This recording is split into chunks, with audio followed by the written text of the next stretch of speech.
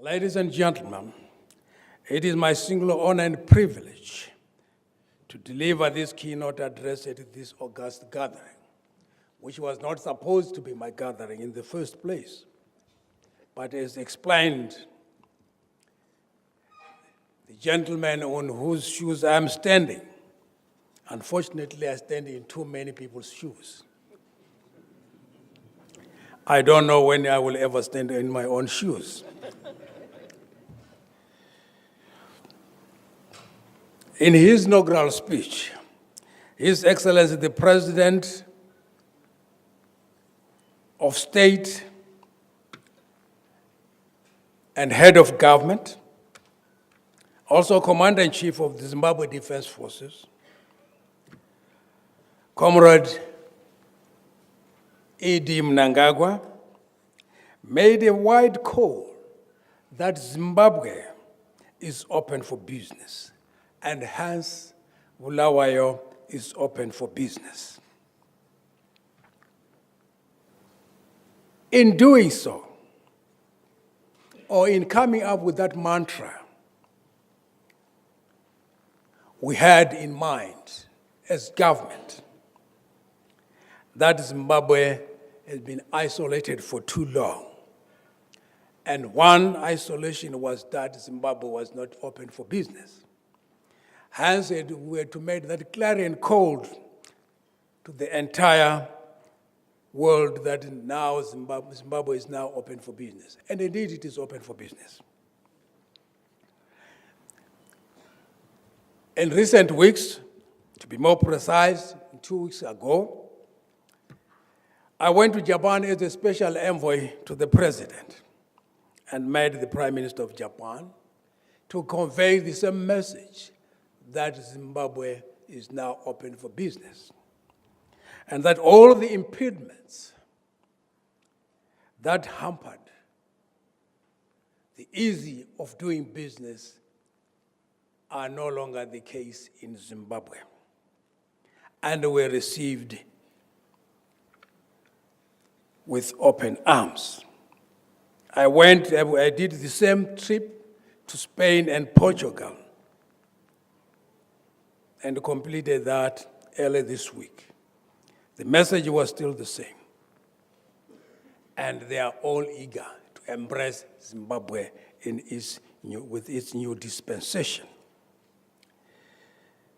His Excellency the President of the Republic of Zimbabwe also emphasized on the changes that were sure to come with this new dispensation. And we have since seen all the changes going on around us. Indeed, it is not business as usual in Zimbabwe anymore.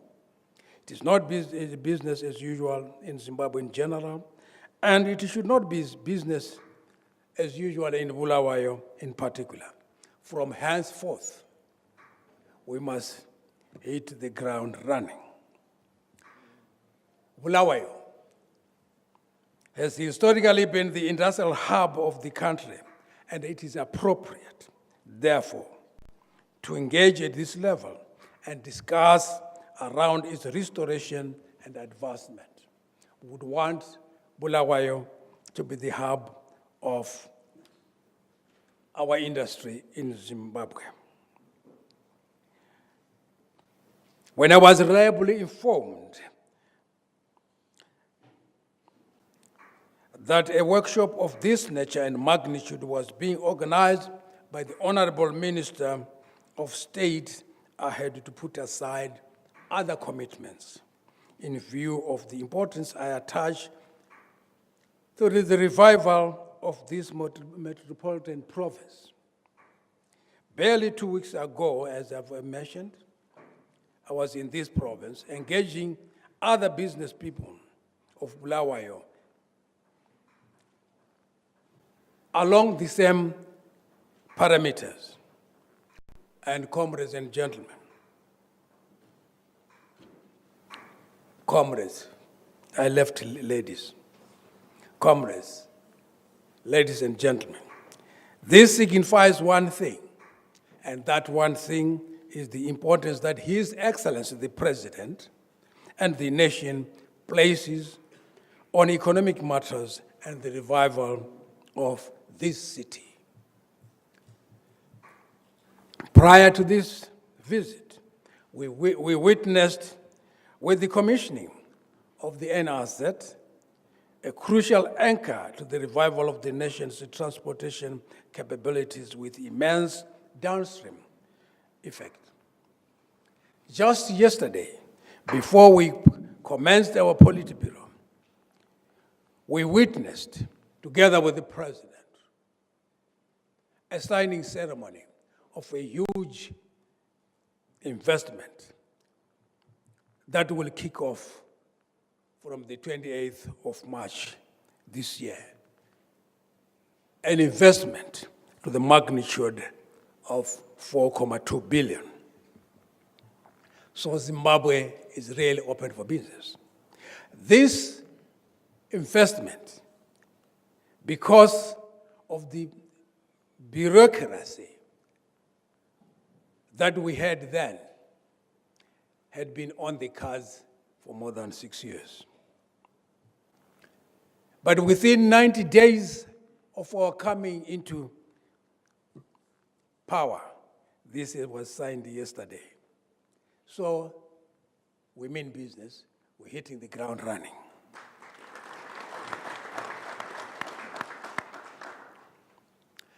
Bulawayo is renowned for excellency in the manufacturing sector, the mining sector, the tourism sector, and the agricultural sector, among others.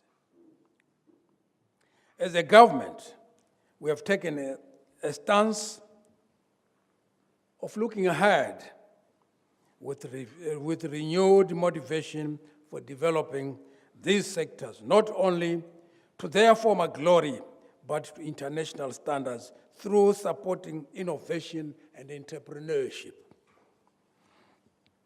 I commend the business community of Bulawayo for coming in their numbers. It reveals a unity of purpose for the betterment of our nation and the region in general.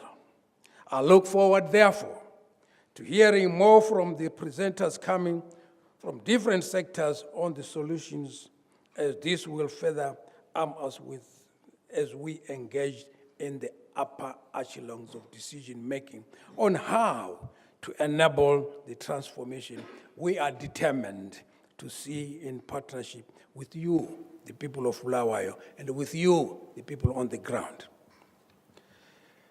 It can't be our success as the leadership, but it is going to be our success. Our leadership is that one of servant leadership. We are the servants of the people. We do what the people want.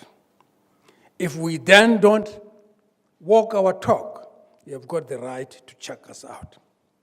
We were not born to be leaders. Everyone else can do the same. But as commanders, we don't win our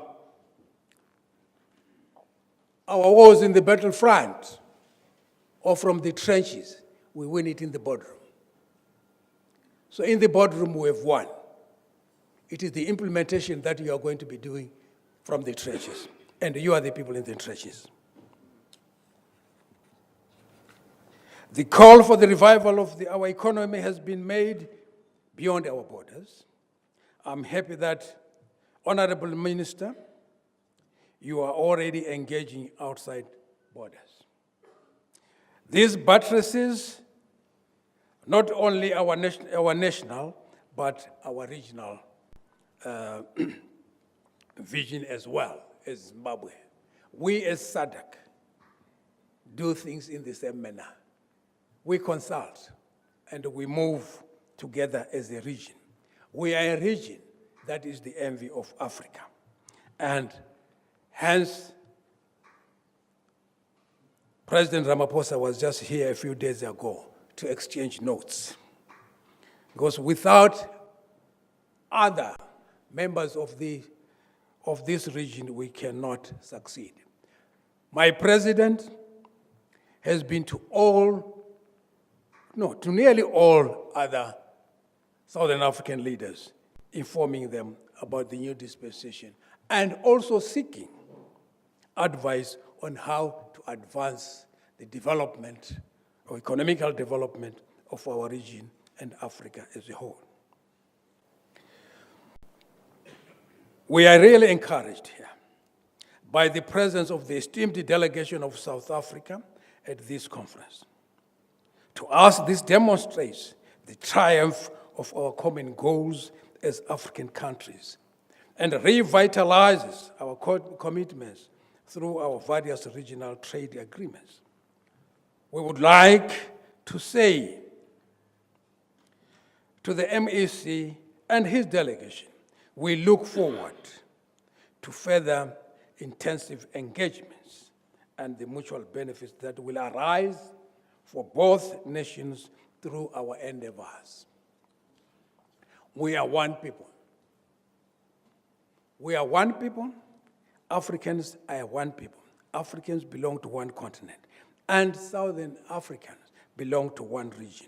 And this region is SADC. What separates us are artificial boundaries of the Limpopo, the Zambezi, and maybe the Elephant Trail to the west, and the Eastern Highlands Mountains to the east. But essentially, we are one.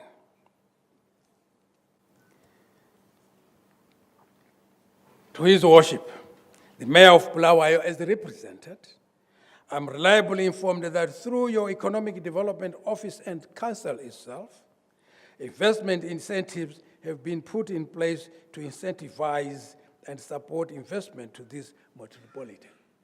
It is only through incentives that you can attract investment. If there are no incentives, then forget about anybody choosing Bulawayo before other places. So you are in competition with other metropolitans in terms of providing conducive environment and appropriate incentives so that you can attract the investment.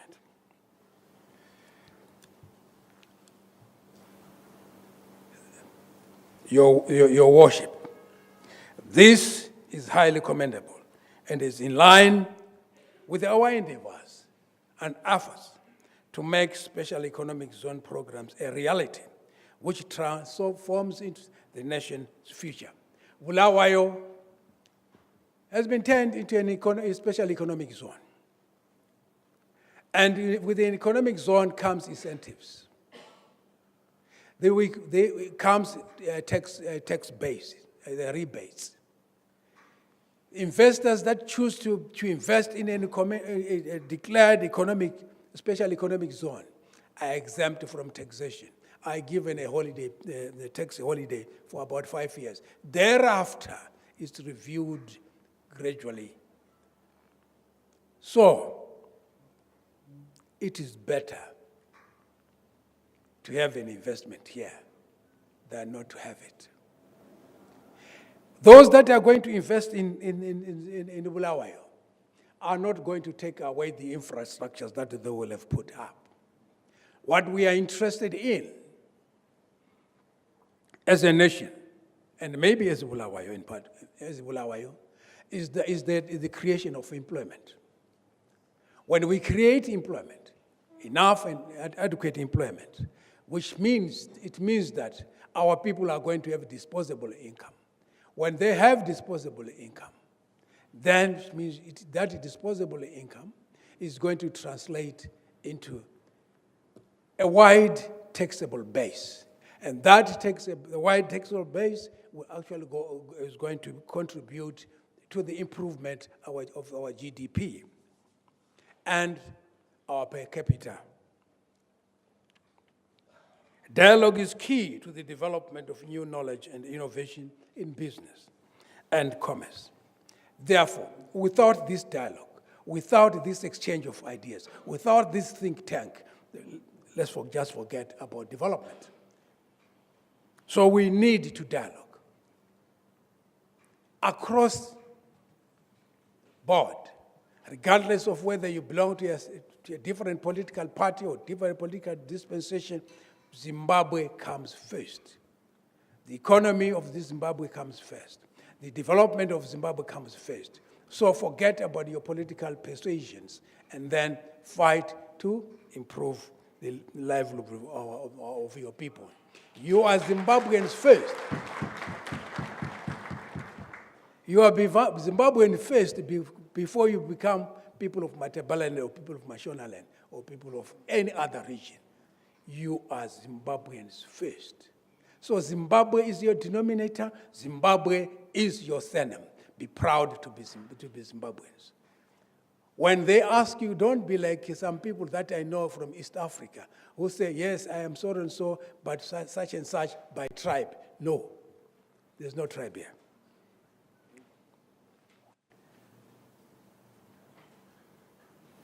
I say we would want to walk the talk.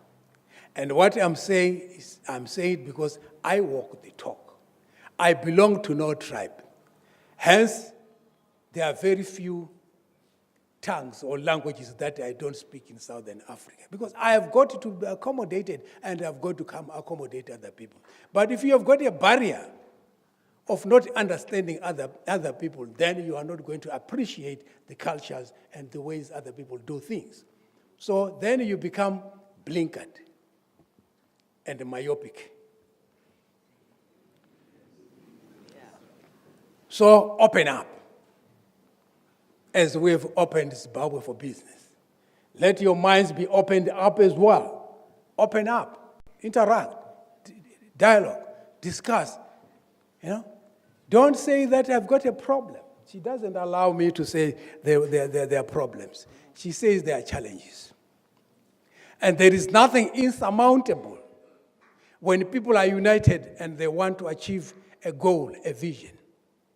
When you set yourself to achieve a certain vision,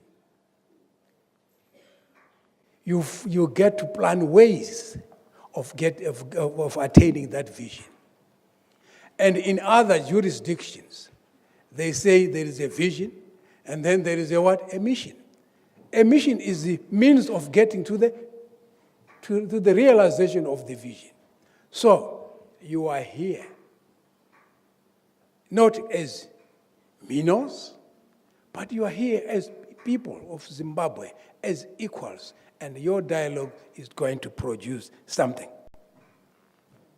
If it were not so, I wouldn't be standing before you here,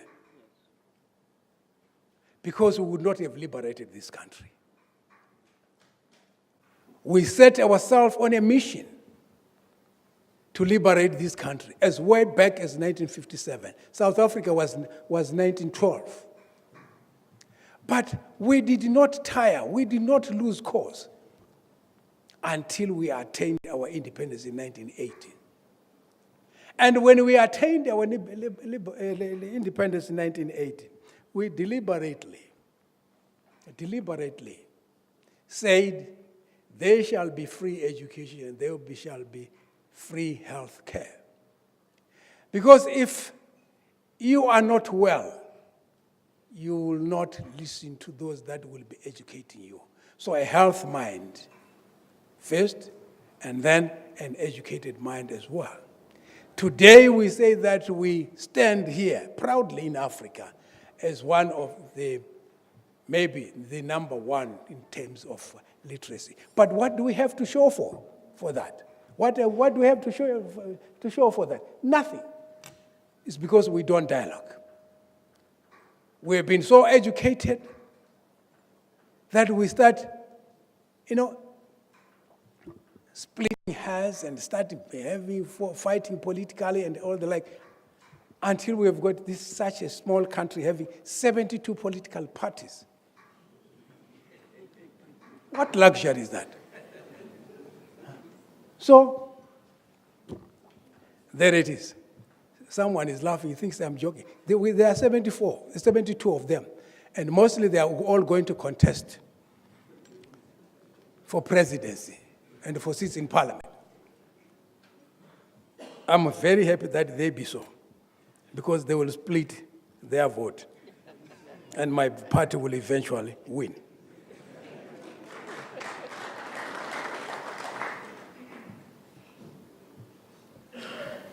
Comrades and friends, we politicians are given to talking, isn't it? We are like the men of the cloth, eh? They are answering to a call. It's a call, isn't it? Someone was praying here, he was talking about building something to heaven, a tower to heaven. That's what he was saying. But he said, but he then coined it to mean that it means unity. Oh, okay, that's fine. What about if they had fallen there? Would they fall and then come down and speak in the same tongue, in the same language? No, let's leave it. Okay. I'm equally very biblical. Very biblical. In the sense that I think that book was written by a politician of repute in the name of Jesus Christ. And that man has the greatest following, I think. I think he comes second to Muhammad. Eh? He comes second to Muhammad in terms of the following. So, but they are brothers, by the way. Did you know that they were brothers? Where is the Mfundis?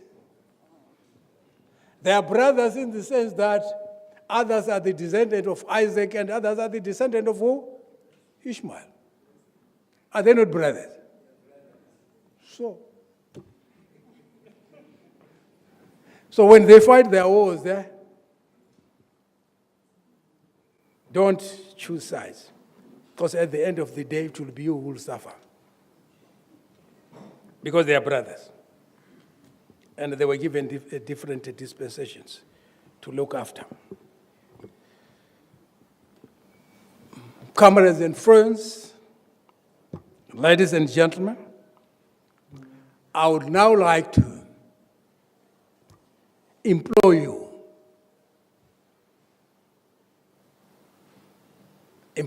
really, to proceed with the business of the day. It doesn't matter you started late. Let it go into the night.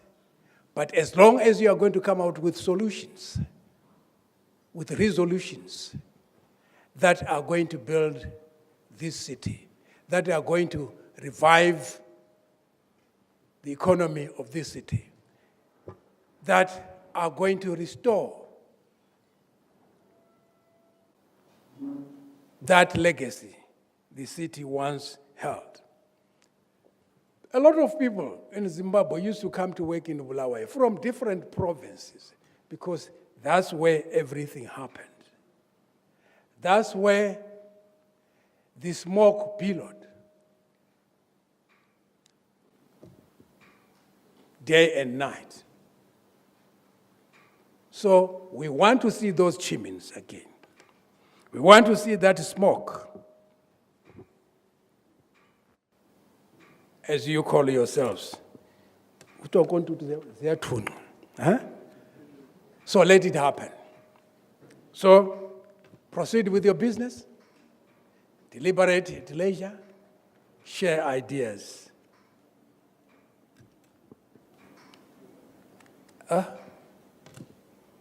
And then whatever you do, she's going to do it through her own channels, and we will get to know the report.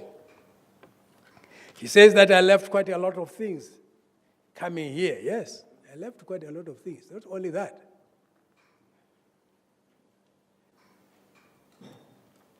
I was supposed to be in Zambia today. It's Friday, eh? Huh?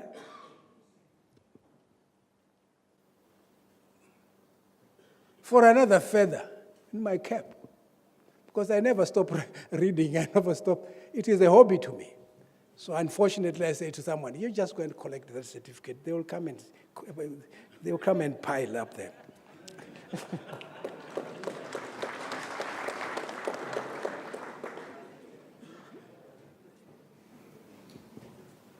But let me tell you one thing. Before I go away from that, I move away from the podium. There is nothing that comes easy in life. Nothing, completely nothing. I can see here, we are men and women, isn't it? Huh? For those that have got their women, they say that this is my wife, this is my husband. Did it come easy? Huh? If that did not come easy, why do you expect the development of Bulawayo to come that easy? We are all here born of a woman, isn't it? Was that easy? No. It was not easy. Because it was a risk, you know. The mothers could have died in the process. But because they wanted to bring life, they made it. And here we are. We are now talking tall and walking tall all over. So, it will never be easy. So don't think it's going to be easy. What we can only do as government is to improve on the way we should be doing business, what we call the ease of doing business. Leveling the playing field for you. Making sure that whatever you want to do, whether in partnership or what, it is done within the period that you want to do. Because if you don't do so, there is nothing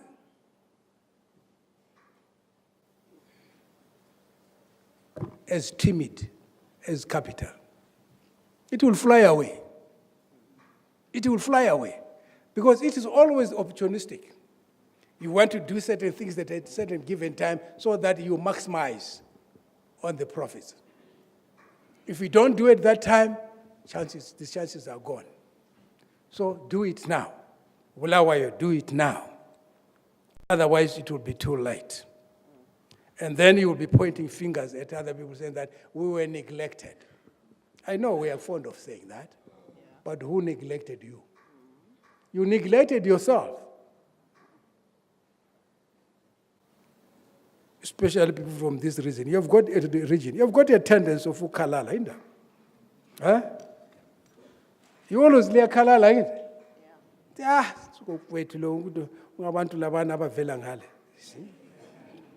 By the time you realize that for you to catch up is now a problem, then you start blaming the leadership, start blaming us. That the leaders in Matabeleland, they are not doing enough. We won't come and do it for you. Do it for yourself, we will support you. I thank you.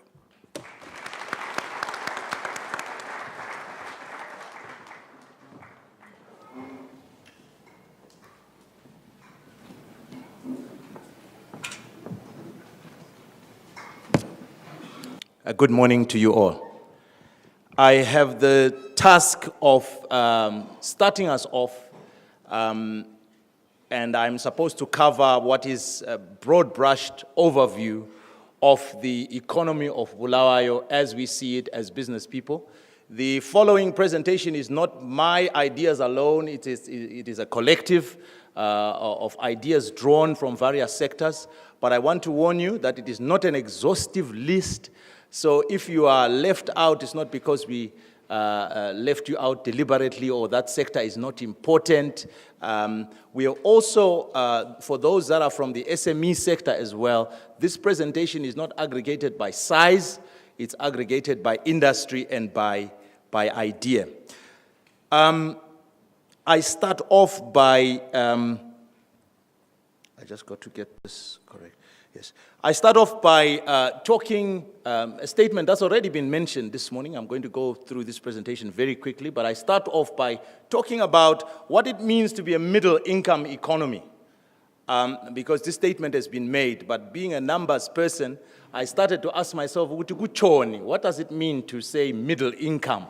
And where do we stand in terms of middle income? How far are we from middle income?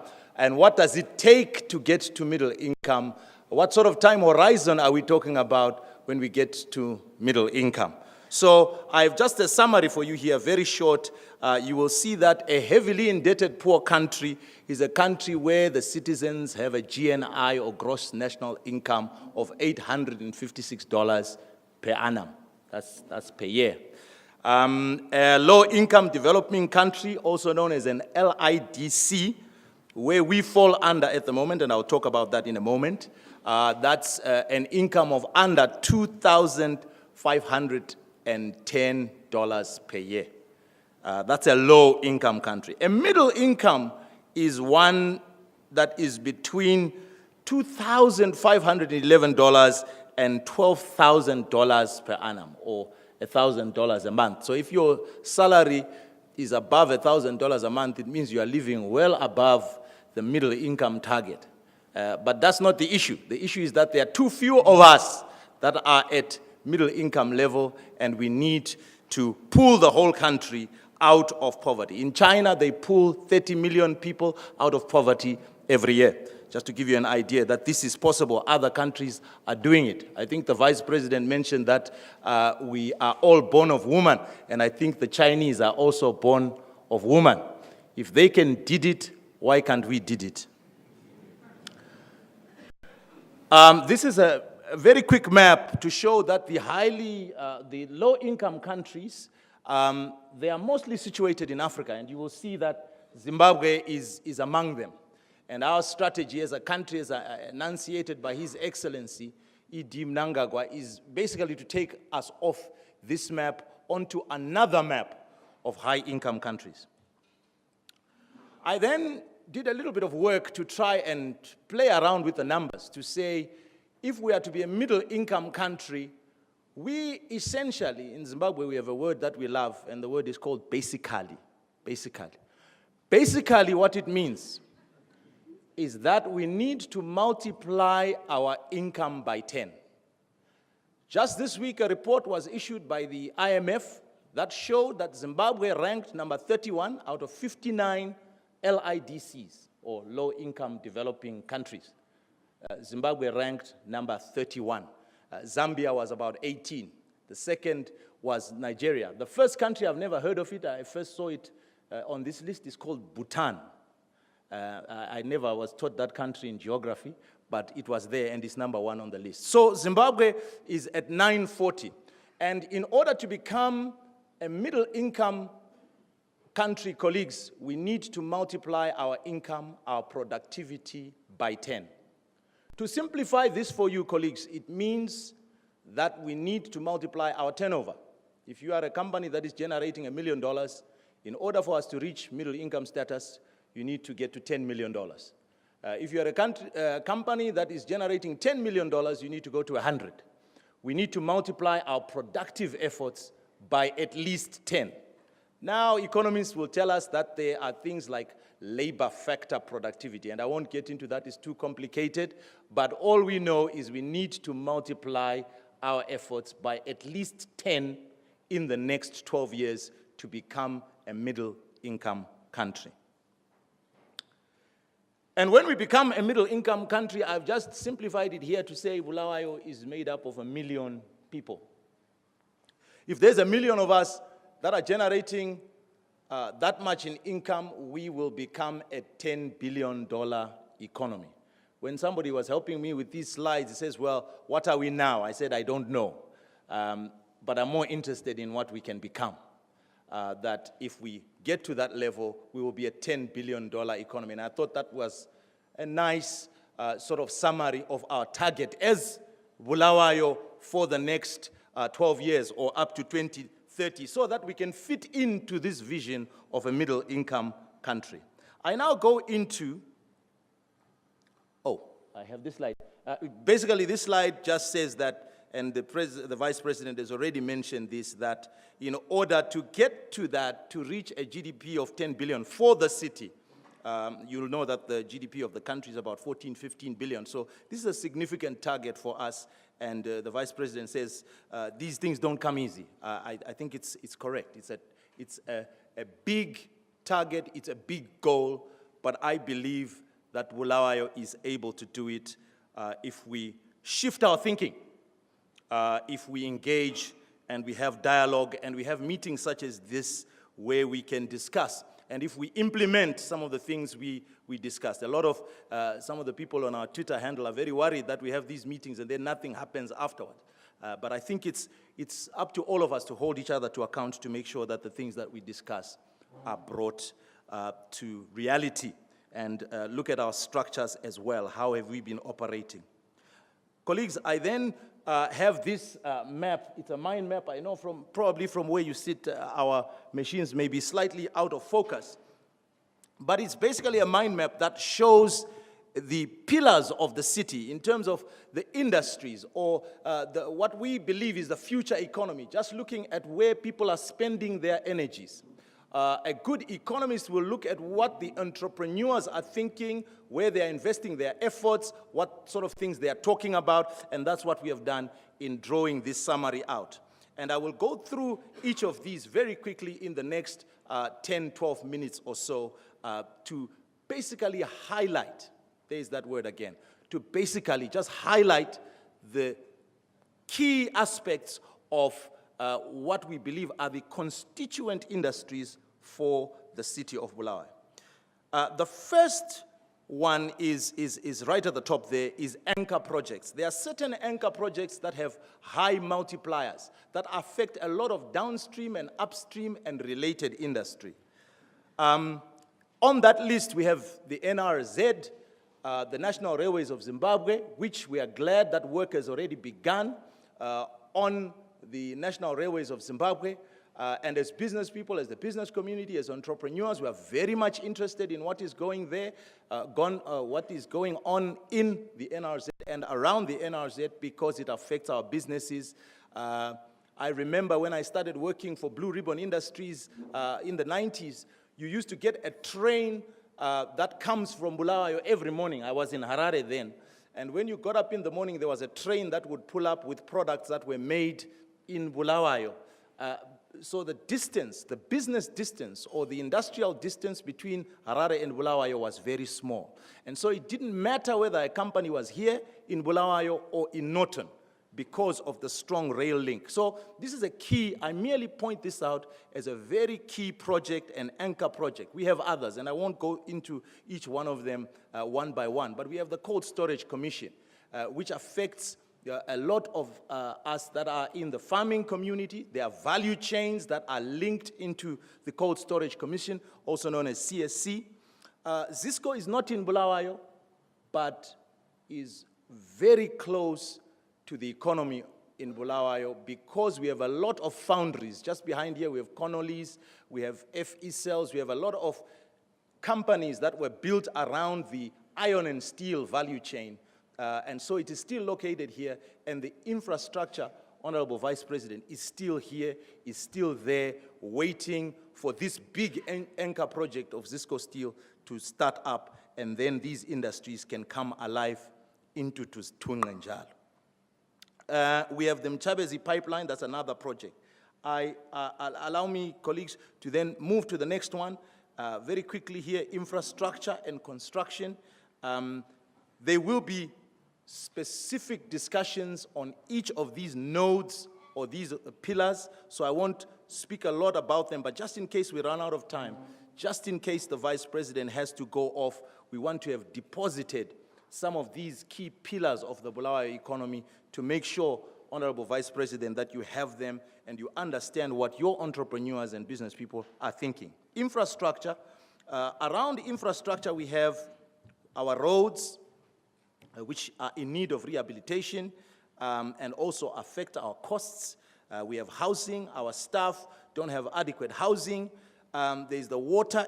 There are water issues to do with how much water we are losing through old, antiquated pipes that move our water. We understand there's a big loss there, which ends up translating into a cost. We've spoken about the railways, special economic zones. We are glad that colleagues from Limpopo province are working on similar issues. Bulawayo, as you know, has been earmarked to be a special economic zone. That work is still ongoing, and obviously it's to put pace to that work. The Egodini project, we have a presentation later on that will be done, and we will talk about that. Honorable Vice President, colleagues, I then move on to agri-value chains. Bulawayo, as has been mentioned before, does have agriculture-based value chains around it, and a lot of the businesses that are in the city run on these value chains, both now and for the future. We have the cattle and beef, but lately there's also been the subject of small livestock. We understand that the Cold Storage Commission, for example, is sitting on a huge order book for goats that are required in in Angola.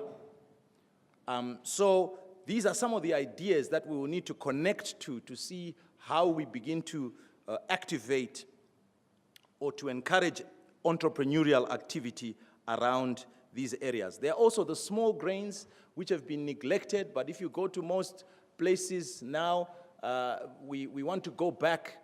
In fact, I understand there's a gentleman who's written a book, If Your Grandmother Didn't Eat It, Don't Touch It.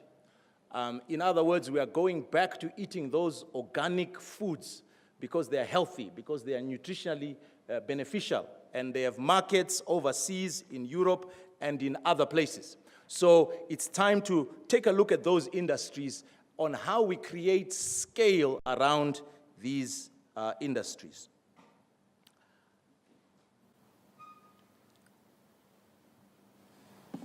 Honorable Vice President, there's also the issue of harnessing water bodies. I think the conventional thinking, you said yourself that we need to open our minds. We agree. One of the things that closed our minds was our geography teachers that told us that we are Region 5 and we can't grow crops. That was not true. We would like to open our minds because we have discovered that if you have irrigation, there are a lot of grains that we can grow even though we are in Region 5. So the issue, the solution is in irrigating agricultural produce for productivity. So we would... Thank you. If you can't get it, you have to solicit. I will now move on to what is conventionally known, where I sit, which is industry, which is what I normally talk about, but today I was asked to just give a brief overview summary, which is what I'm doing, and I'm running out of time. But the industries in Bulawayo remain critical, and as you have mentioned, there are a lot of industries. That's maybe too small there. We have FMCG, which is your fast-moving consumer goods, which is where I sit. I had to put that on there because I also want to be relevant. We're in fast-moving consumer goods, and there are many companies that are in fast-moving consumer goods, your Lobels, your RNL biscuits, and so on and so on. So these companies are still there, and we need to look at them. And I know colleagues that are here will be wanting to ask you, Vice President, about Forex. Because on Monday, that will be the issue. Today, we are having this lunch together, but on Monday, the real issue will be Forex, and Forex for Bulawayo companies. Honorable Vice President, we know you speak to the President directly. We implore your good office to remind colleagues that there is an industry that is still there, and it needs to be alive to get to 2030, and it's kept alive by Forex allocation. Thank you, Honorable Vice President. The competitiveness of industry nowadays is along value chains. I've highlighted this. And the key value chains around the city of Bulawayo, the beef to leather value chain is a key value chain. CSC is in that value chain. But we also have many other abattoirs in the beef industry. And Bulawayo used to generate beef not just for Zimbabwe, not just for Southern Africa, but as you will know, for Europe as well. So it's a value chain that we need to look at developing. And all along that value chain is employment, because you get your hides from that value chain. Your shoes come from that value chain. Your belts. I went to a company in France last year that makes saddles, ezokata amahachi, to sit comfortably. And they use leather to make those. And the gentleman, when I told him I'm from Zimbabwe, he says, oh, we get some leather from Zimbabwe through a trader that comes from your country, but it's only about 0.1%. Most of it we are getting from Ethiopia. So we have an opportunity, colleagues, Honorable Vice President, Honorable Minister of State, an opportunity to rekindle and restart this value chain. But we need a paradigm shift. We need a mental shift. Ngoba inkomo kithi ilifa, but we need to think differently. We need to think commercially. How do we harness all the cattle that are around us for business, for commerce, so that we are plugging into global value chains, regional value chains? I won't speak too much about the others, and colleagues will pick up a little later. The hardwood to timber value chains. Our teak, it used to be known as Rhodesian teak, now it's known as Zimbabwean teak, but it's still as good. Cotton to clothing value chain, a lot of cotton companies, and there are some that have already restarted their operations, like Archer Clothing, which is now from employing, from literally having closed, now employ over 1,500 people. So the cotton to clothing value chain is still very much alive in Bulawayo. I've already spoken about the iron and steel value chain.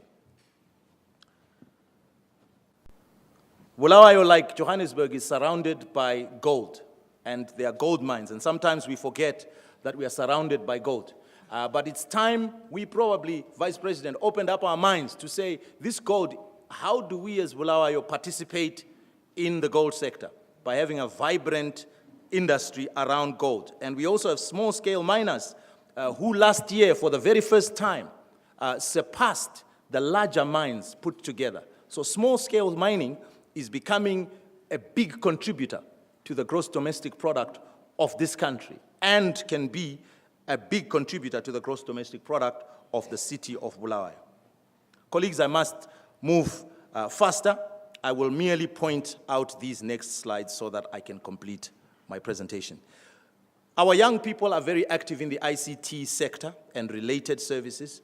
Bulawayo, because we speak, Vice President, I'd never really heard you speak, but your English is very good, very polished. That is who we are, and we have this, our young people, starting from our elderly people, right down to our youngest, our English is very good.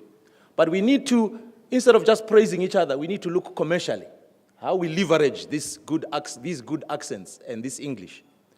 The solution is called call centers. In India, this is $1 billion business, being receptionists for the rest of the world.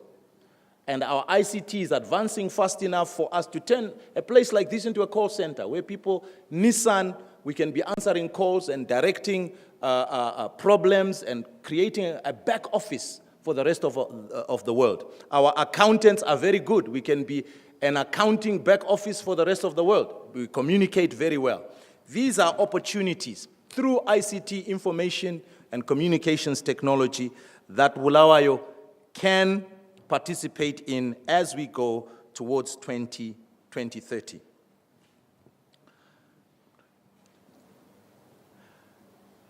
Colleagues, Honorable Vice President, Honorable Minister, our culture, we have a deep culture, heritage of culture, and again, we need to relook. We need to open our minds and say to ourselves, all these assets that we have, if you go to old Bulawayo today, you will find it's dilapidated. There is no tourist traffic. Nobody visits there. It's because we have not yet packaged these for the international tourist community.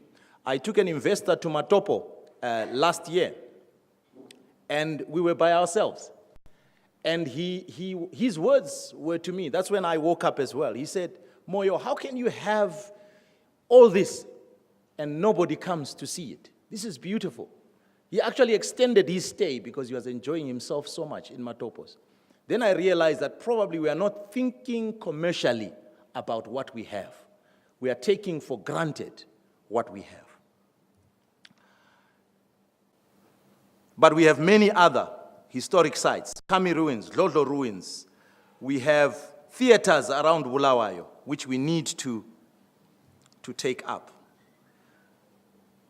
The Limpopo Spatial Development Initiative falls under what we are calling here the COMESA. Oh, I beg your pardon. It's on the next one. This one, colleagues, Honorable Vice President, is to do with the fact that Bulawayo houses some key educational institutions. National University of Science and Technology, the School of Mines, the School of Hospitality, Theological College of Zimbabwe, Bulawayo Polytechnic, Hillside Teachers College, United College of Education, where my mother trained. All these things we take for granted. But could we not, colleagues, turn Bulawayo into an education hub for the whole of COMESA, just like Makerere Universities was in the 50s and 60s, University of Lusaka was in its heyday. Could we not turn the whole city, instead of trying to rekindle all the industries that were there, maybe not all industries can be revived.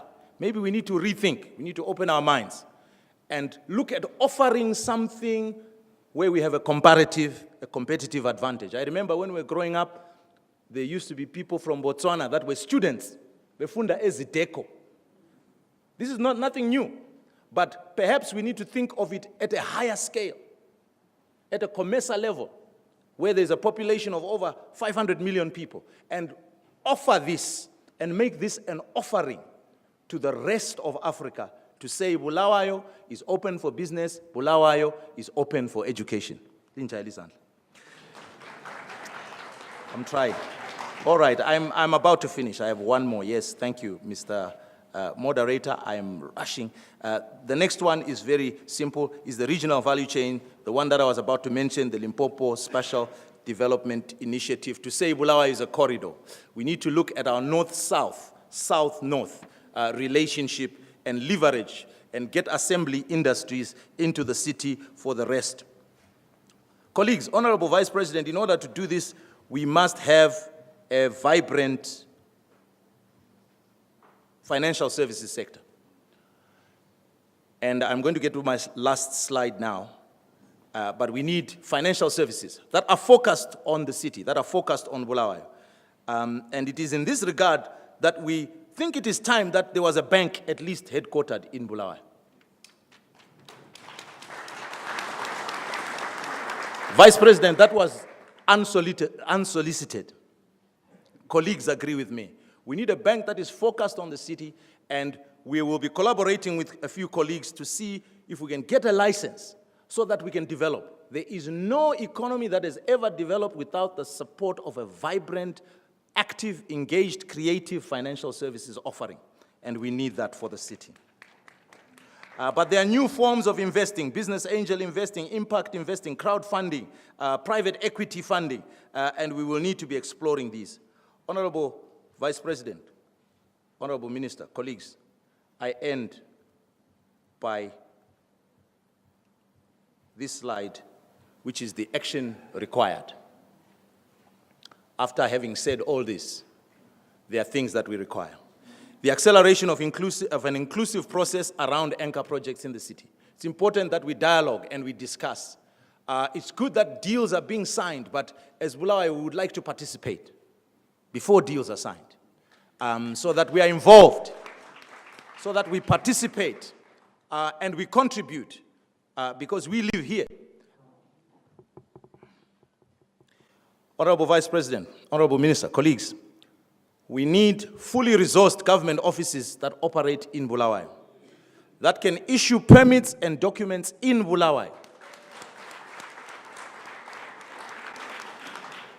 so that all these things that are on that big spider that I was sharing, we can do them faster, better, and more viably without incurring costs. A young person wanting to start a business in a particular area will not have the resources to always go up to Harare to chase up after a permit. This is not an offense to Harare or a complaint. It's just pointing out the fact that we would do better if we had fully resourced. I'm glad that the Ministry of Industry has been a trailblazer in this, Honorable Vice President. I now get my permits from Tlatlandlela through the Ministry of Industry. But there are still other ministries where we need assistance in getting these offices to be fully functional. Honorable Vice President, Honorable Minister, colleagues, we need a decentralized tender board submission process.